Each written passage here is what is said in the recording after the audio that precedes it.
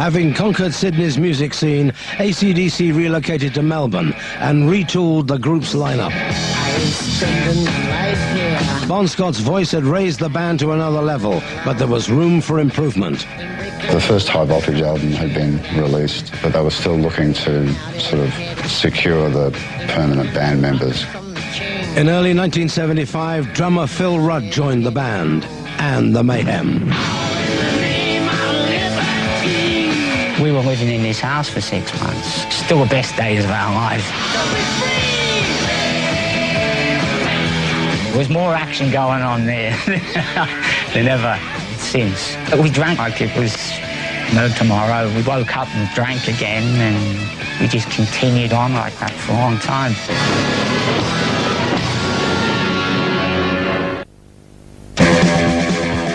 The party continued in the spring of 1975 when AC/DC's cover of Baby Please Don't Go went top 10 and became their first nationwide hit. Baby, don't go!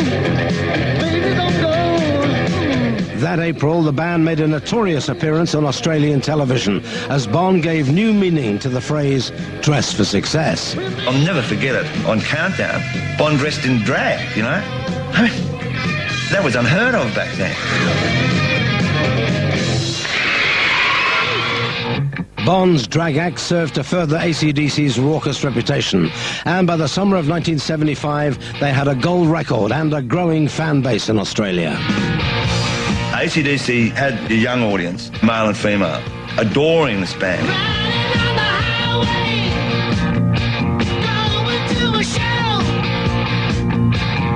But as AC/DC's second album went to number 2 in Australia, the band had no intention of remaining local heroes. In early 1976, they scored a deal with Atlantic Records to release their music internationally.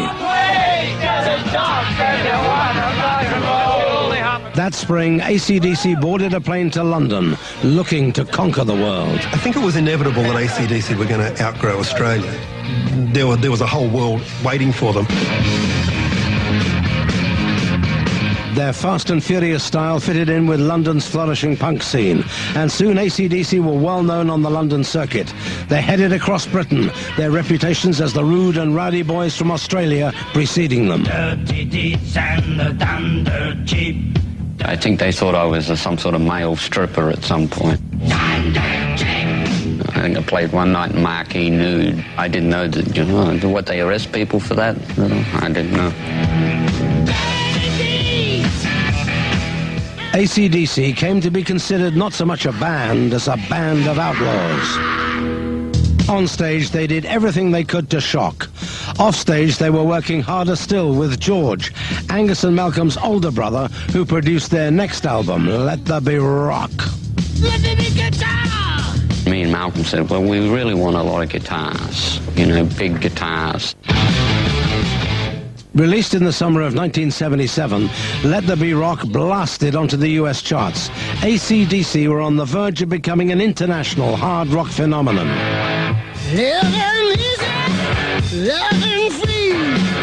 In January of 1979, AC/DC began work on an album called Highway to Hell, a title the record company hated from the start. They freaked with that title. They didn't want that title. And I said hogwash, you know. We're calling it Highway to Hell, and that's how it is. When Highway to Hell hit the world's record stores in the summer of 1979, its title spawned rumors that the wild boys of AC/DC were devil worshippers. But to AC/DC, Highway to Hell was a tribute to the hard life of a touring rock and roll band. If you'd have been on the road with us for those years up to that point, you would have known exactly what we were talking about. After 6 years on the road and in the studio, AC/DC's grit and determination was finally paying off.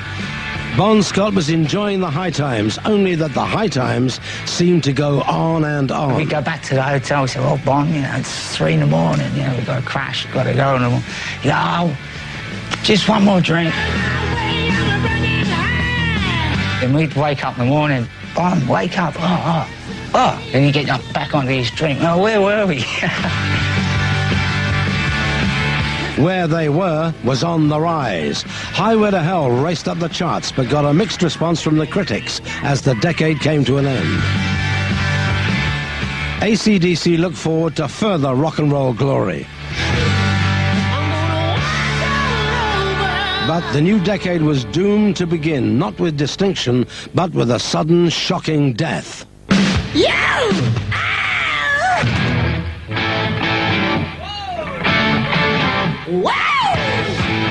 After 7 years and thousands of gigs, from the pubs of Australia to the stadiums of the world, AC/DC rode Highway to Hell to international success in that summer of '79.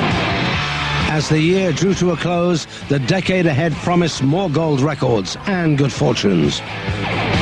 Are you rich, though? I mean, are you making the bread? Yep. I just bought Big Ben. But the band's exhausting workload and equally large appetite for drugs and booze were taking their inevitable toll. We've been working non-stop since the band started. Just got to have a break occasionally.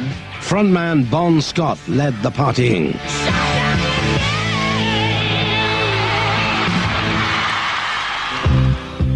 No one could stop Bon's wild ways, not even his beloved mother. Got another empty bottle. You didn't tell Ron what to do. I never went too far. I just said I didn't like him drinking, but when they get to that stage, they don't listen to you. In January 1980, under pressure to record a follow-up to Highway to Hell, AC/DC returned to London.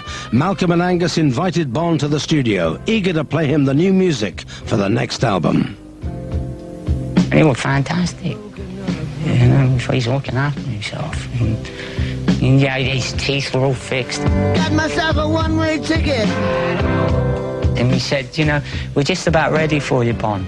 You know, so maybe next week sometime, you know. And of course, it never happened, you know. Bon would never put lyrics to the music Malcolm and Angus had written. On Tuesday night, February 19th, 1980, Bon Scott went out drinking in London with a friend. He went out just for a drink, for relaxation, you know, maybe to clear the head, you know, and then look forward to getting into his writing, come up with some ideas, you know. He had it all in front of him. Bon Scott was only 33, but time and luck were not to be on his side. After a night of heavy drinking, Bon ended the evening alone, passed out in a car parked outside his friend's house. In the morning, he was found dead. From what I still can gather, he had fallen asleep, you know, in a car and more or less, you know, asphyxiated, you know. He choked through the night, the position he was sleeping in, you know. During the night, Bon had apparently vomited in his sleep and choked to death. Angus was the first band member to receive the news. I had called the guy that was managing us, and he told me, you know, that it was true that he had died, so, you know. Angus called me. I was just totally stunned. You can't explain a death and how it affects you, you know. Everything just is numb. It's as simple as that. Wondered, you know, just what do you do? Scotland Yard said the body of Bon Scott was discovered last night in the car. Post-mortem will be carried out later today. As a result of some heavy drinking. Within hours, everyone in the band knew what had happened, and the media were already flashing the news of Bon's death. Malcolm took it upon himself to notify Bon's family in Australia before the press got to them first. Someone had to tell them, you know, and it better coming from one of the band than from a newspaper. Over the phone, yeah, got a shock of my life. Because I thought it was him on the end of the phone. Because I just screamed. Yeah. Most difficult thing I've ever had to do. God knows how they felt. I hope I never have to do anything like that again. The band pulled together and refused all interviews, while Bon's death was sensationalized in the tabloids. Especially in Britain, they made it a bit of a joke almost, you know, and we've never forgiven them for that. All we were concerned about, mainly at that time, was Bon's parents. They're really nice people.